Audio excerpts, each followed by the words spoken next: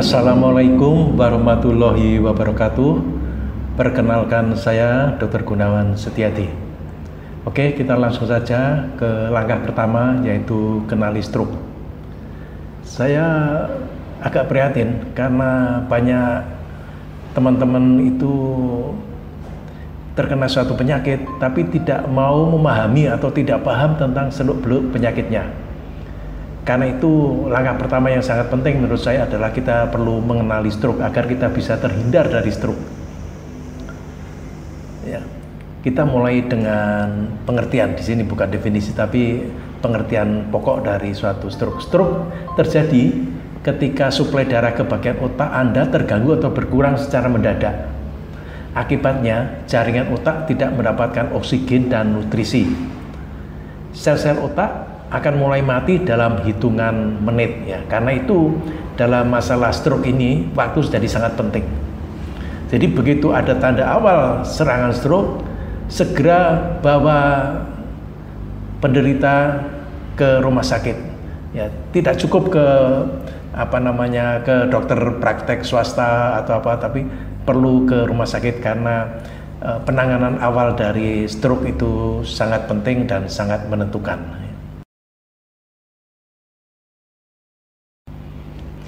Pada prinsipnya ada dua jenis stroke, yaitu stroke akibat perdarahan, terjadi bila sebuah pembuluh darah pecah, bisa arteri atau vena, dan mengalirkan darah di dalam otak. Yang kedua adalah stroke ischemic, terjadi ketika ada sebuah pembuluh darah arteri di otak tersumbat oleh darah yang menjendal atau clot. Nah, bentuk yang ketiga atau jenis yang ketiga adalah transient ischemic attack atau TIA. Ini sebenarnya adalah suatu stroke ringan yang berlangsung singkat. TIA tidak menyebabkan kerusakan yang permanen pada otak. Namun kondisi ini penting karena menjadi peringatan bahwa penderitanya berisiko mengalami serangan stroke yang lebih hebat di kemudian hari. Bagi yang belum subscribe, silahkan klik tombol subscribe di bawah dan berlangganan karena subscribe tersebut sangat membantu kami. Oke, kita mendalami stroke perdarahan ya. Stroke hemoragik atau perdarahan terjadi pada sekitar 13% dari kasus stroke. Hal ini disebabkan karena pembuluh darah yang di otak yang melemah dan kemudian pecah sehingga darah mengalir ke otak di sekitarnya. Darah menumpuk dan menekar jaringan otak di sekitar daerah perdarahan. Biasanya perdarahan tersebut bisa di dalam otak atau di dalam ruang subarachnoid ya. Penyebabnya biasanya karena hipertensi yang tinggi atau juga karena ada kelemahan pada pembuluh darah yaitu aneurisma dan malformasi arteriovenosa atau AVM. Ini penyebab dari aneurisma otak ya. Aneurisma itu adalah suatu pembuluh darah yang menggelembung atau ballooning kalau bahasa Inggrisnya itu. Jadi pembuluh darahnya membesar. Ini terjadi karena dinding pembuluh darah itu lemah karena arteriosklerosis, karena trauma atau karena infeksi. Bisa juga terjadi karena penyakit ginjal polikistik, penyempitan aorta dan endokarditis ya. Jika terjadi pecah atau ruptur pada aneurisma, maka akan menyebabkan terjadinya perdarahan pada area subarachnoid. Jadi subarachnoid hemorrhage adalah perdarahan yang terjadi di rongga subarachnoid. Arteriovenous malformation atau malformasi arteriovenosa ini adalah suatu kelainan bawaan.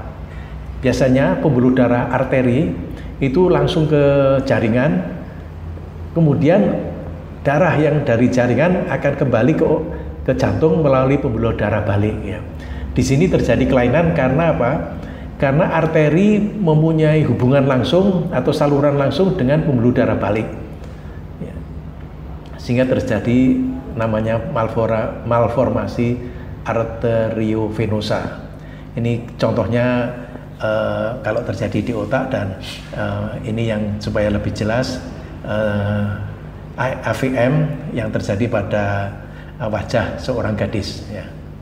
Ini AVM ini mudah menyebabkan pembuluh darahnya itu pecah ya, sehingga bila di otak akan terjadi stroke. Nah, di sini ada beberapa gejala stroke, ya, kesulitan berbicara dan memahami apa yang dikatakan orang lain, kelumpuhan atau mati rasa pada wajah, lengan atau kaki, masalah penglihatan di satu atau kedua mata, sakit kepala, kesulitan berjalan. Saya kira gejala stroke ini, terutama gejala awal, sangat penting. Karena apa? Semakin cepat ditangani, maka kemungkinan untuk sembuh akan lebih besar. Nah, ini ilustrasi tentang seorang bapak yang terkena stroke. Kita lihat di sini mula-mula bapak tersebut mulai pusing, bingung, kemudian terlihat wajahnya mencong, ya, tangan kanan tidak bisa digerakkan. Nah, ini merupakan tanda-tanda awal dari stroke, ya. Sehingga kalau ada seseorang dengan tanda-tanda tersebut perlu segera dibawa ke rumah sakit. Ini untungnya sudah ada yang membuat tips bagi kita untuk dengan mudah mengenali gejala dan tanda-tanda stroke, yaitu dengan slogan segera ke RS. S-nya itu adalah senyum tidak simetris, gerak separuh anggota tubuh melemah tiba-tiba, R-nya itu dari bicara pilu atau tiba-tiba tidak dapat bicara, kebas atau baal atau kesemutan separuh badan, R, rabun pandangan satu mata atau kabur pandangan pada mata yang terjadi juga tiba-tiba, S, sakit kepala hebat yang muncul tiba-tiba dan tidak pernah dirasakan sebelumnya. Jadi penting untuk ingat slogan segera ke RS. Ya, itu tanda awal dari gejala awal dari stroke, sehingga kita ingat dan segera membawa penderita stroke ke rumah sakit. Langkah kedua, tanamkan motivasi yang kuat. Mengapa kita perlu motivasi yang kuat? Karena mengubah gaya hidup yang sudah tertanam selama bertahun-tahun itu bukan perkara yang mudah.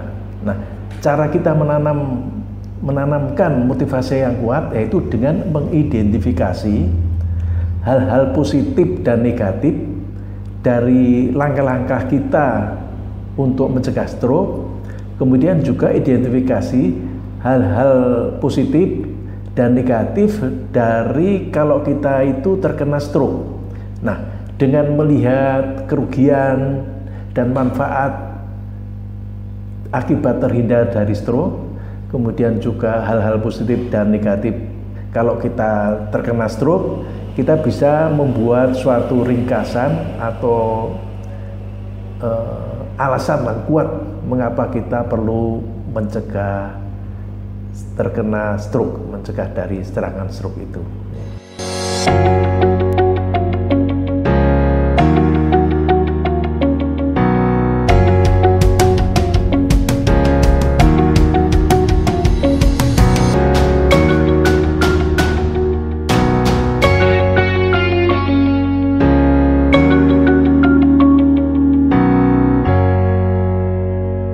Langkah ketiga adalah ubah gaya hidup menjadi gaya hidup sehat.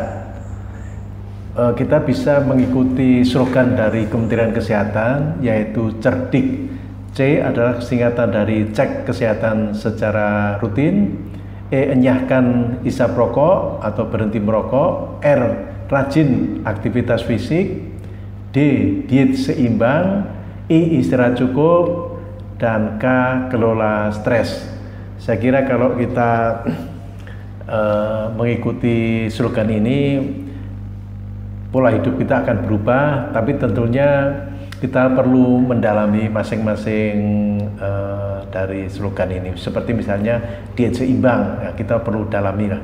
Diet seimbang itu seperti apa agar kita bisa menjalankan perubahan gaya hidup menjadi gaya hidup sehat untuk mendukung pencegahan stroke, ya, atau mencegah kita dari serangan stroke.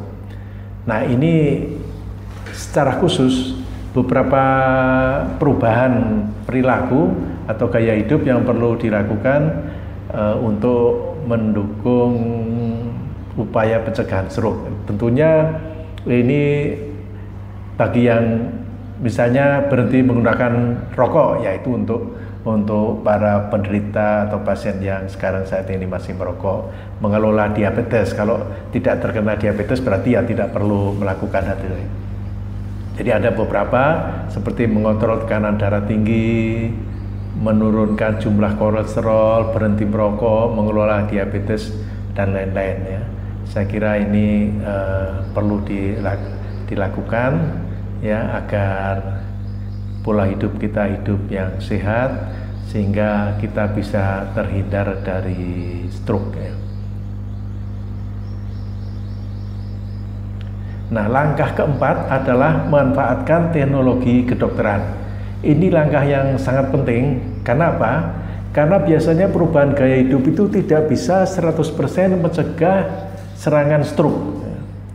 Jadi perlu dibentengi dengan pemanfaatan teknologi kedokteran yang mutakhir agar kita bisa benar-benar terhindar dari stroke ya. Nah, salah satu terobosan atau teknologi kedokteran mutakhir yang penting adalah cath lab atau angiografi ya. Dengan angiografi seorang dokter bisa mendeteksi adanya kelainan pada pembuluh darah di otak seperti adanya aneurisma atau penyempitan atau kelainan-kelainan yang lainnya. Nah, selain itu dengan angiografi itu dengan kateter yang ada pada alat tersebut bisa ditambahkan alat untuk mengambil gumpalan darah, jendalan darah. Bisa juga untuk dipasangi stent ya. Kita akan bahas tentang masalah penggunaan kateter itu nanti ya pada saatnya pada pengobatan dari atau pencegah dari stroke dengan teknologi cath lab. Nah, sekarang kita kepada obat-obat untuk mencegah stroke bila penyempitan atau jendalan tersebut terjadi pada arteri-arteri yang kecil. Nah, di sini biasanya dokter hanya memberikan obat antiplatelet dan atau antikoagulan ya. Nah, lebih bagus lagi bila obat antikoagulan tersebut diberikan melalui kateter sehingga obat tersebut hanya berada pada arteri yang dituju, tidak ke seluruh tubuh. Nah, ini gambar tentang angioplasti di mana kateter dipakai untuk menghilangkan atau mengurangi plak sehingga kemudian diberi balon ya, dengan balon maka pembuluh darah bisa melebar, setelah itu dipasang stent sehingga pelebaran pembuluh darah tersebut bisa berlangsung lebih lama atau lebih permanen. Pada penderita dengan aneurisma, bila aneurisma tersebut terjadi pada pembuluh darah yang di luar, artinya dapat dijangkau dari luar dengan membuka tulang kepala, maka terapinya dengan diberi klip. Namun bila letak arteri tersebut di dalam, maka terapinya dengan secara endovaskuler, jadi lewat kateter dimasukkan, diarahkan kepada arteri yang mengalami aneurisma, kemudian dipasang koil, jadi dimasukin koil pada gelembungan tersebut. Biasanya setelah dipasang gelembung maka kemudian akan dipasang stent ya. Tujuannya agar darah tidak lagi masuk ke dalam aneurisma tadi, tapi langsung ke jaringan di otak. Ini gambar tentang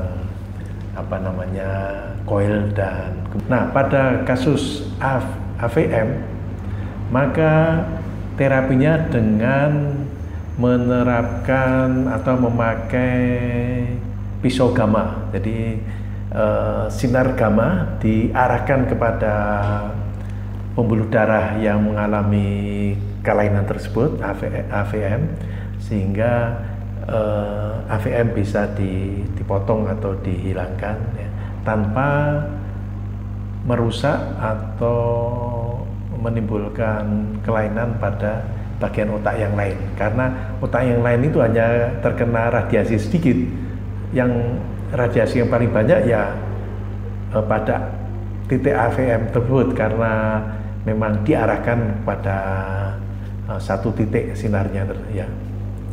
Saya kira demikian yang bisa saya sampaikan tentang 4 langkah cara mencegah stroke. Insya Allah kalau kita melaksanakan keempatnya akan kita bisa terbebas dari stroke.